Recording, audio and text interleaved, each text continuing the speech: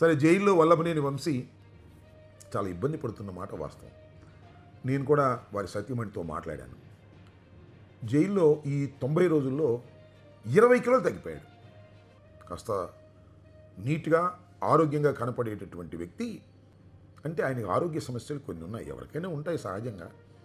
అయితే జైల్లోకి వెళ్ళినప్పుడు సరైనటువంటి మందులు కానీ, పోషణ కానీ, ఆహారం కానీ లేనప్పుడు ఆ వ్యాధులు విజృంభించేటటువంటి ప్రమాదం ఉంటుంది.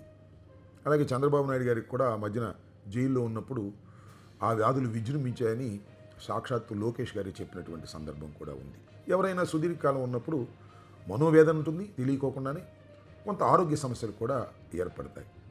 ముఖ్యంగా వల్లభనేని వంశీకి నాకు తెలిసి అబ్స్ట్రక్టివ్ స్లీప్ యాప్నియా అనేటువంటి ఒక వ్యాధి ఉంది. ఆ వ్యాధి ఉండటం వల్ల ఏంటంటే రాత్రిపూట నిద్ర పట్టదు, శ్వాస సరిగా రాదు. అందువల్ల నిద్ర పట్టదు కాబట్టి దానికి ఒక ప్రత్యేకంగా ఒక మిషన్ ఉంటుంది. ఆ మిషన్ కూడా కోర్టు వారు అలౌ చేశారు. ఆ మిషన్తోనే ఆయన రాత్రిపూట పెట్టుకుని నిద్రపోతున్నాడు అనేది నాకు ఉన్నటువంటి సమాచారం. ఇలా అనేక సమస్యలు ఉండటం వల్ల ఆయన ఆరోగ్యం క్షీణించింది. ఒక విధంగా ప్రమాద దశకు కూడా వెళ్ళేటటువంటి పరిస్థితి కూడా కనిపిస్తుంది. దీని మీద కోర్టులో అనేక సందర్భాల్లో వల్లభనేని వంశీ గారు కోర్టుకి విన్నవించుకున్నాడు. కోర్టు వారు హాస్పిటల్కి పంపించి టెస్ట్ చేస్తున్నారు, వాళ్ళు రిపోర్ట్స్ ఇస్తున్నారు. కానీ సరైనటువంటి వైద్యం గవర్నమెంటు హాస్పిటల్స్లో అందదు అనేది అందరికీ తెలిసినటువంటి సత్యమే.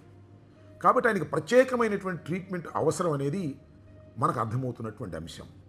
అయితే అది అందుకోకుండా చేయాలనేటువంటి ప్రయత్నం కూడా నారా లోకేష్ గారు, చంద్రబాబు నాయుడు గారు చేస్తున్నారనేది అందరూ భావిస్తున్నటువంటి అంశం. ఏది ఏమైనా వంశీ ఆరోగ్య పరిస్థితి కొంత ప్రమాదకరంగా ఉన్నప్పటికీ కూడా మనోధైర్యాన్ని వీడేటటువంటి మనిషి కాదని నేను నమ్ముతా ఉన్నా.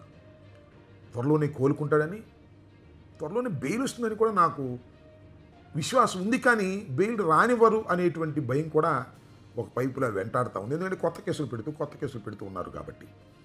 అయితే నాకు అర్థం కానిది ఏంటంటే, నేను చాలా సంవత్సరాల నుంచి జ్యుడిషియరీని చూస్తున్నాను, పోలీసుని చూస్తున్నాను. అసలు ఒక చిన్న కేసుల్లో 90 రోజులు, 100 రోజులు కేసు మీద కేసు పెట్టి అట్టిపెట్టేటటువంటి ప్రక్రియ, ఇది జ్యుడిషియరీ ఎట్లా యాక్సెప్ట్ చేస్తుందనేది నాకున్నటువంటి అనుమానం. ఎక్కడో చోట ఇది బ్రేక్ అవుతుందనేది కూడా నేను నమ్ముతున్నాను.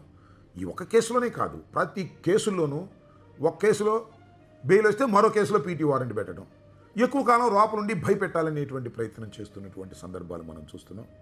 ఏది ఏమైనా కలకాలం ఇది సాగదని కూడా నేను భావిస్తున్నాను. వంశీ మనోధైర్యాన్ని పుణికిపుచ్చుకున్నటువంటి వ్యక్తి కాబట్టి కాస్త ఆరోగ్య సమస్యలు ఏమైనా ఉన్నా కూడా వాటిని ధైర్యంగా ఎదుర్కొని త్వరలోనే బయటకు వస్తాడని, మళ్ళా చురుగ్గా రాజకీయాల్లో పాల్గొంటాడని నాకున్నటువంటి సమాచారం. సాధ్యమైనంత త్వరలోనే, వారం 10 రోజుల్లోనే ఆయన బయటకు వస్తాడని నేను ప్రగాఢంగా విశ్వసిస్తున్నాను. రావాలని కూడా నేను కోరుకుంటున్నాను. ఆయన ఆరోగ్యం మెరుగుపడాలని నేను భావిస్తున్నాను. అదేవిధంగా వైఎస్ఆర్ కాంగ్రెస్ పార్టీకి సంబంధించినటువంటి కార్యకర్తలు కానీ, వంశీకి సంబంధించినటువంటి అభిమానులు కానీ ఏ విధమైన అధైర్య పడవద్దని కూడా ఈ సందర్భంగా నేను సవినయంగా మనవి చేస్తూ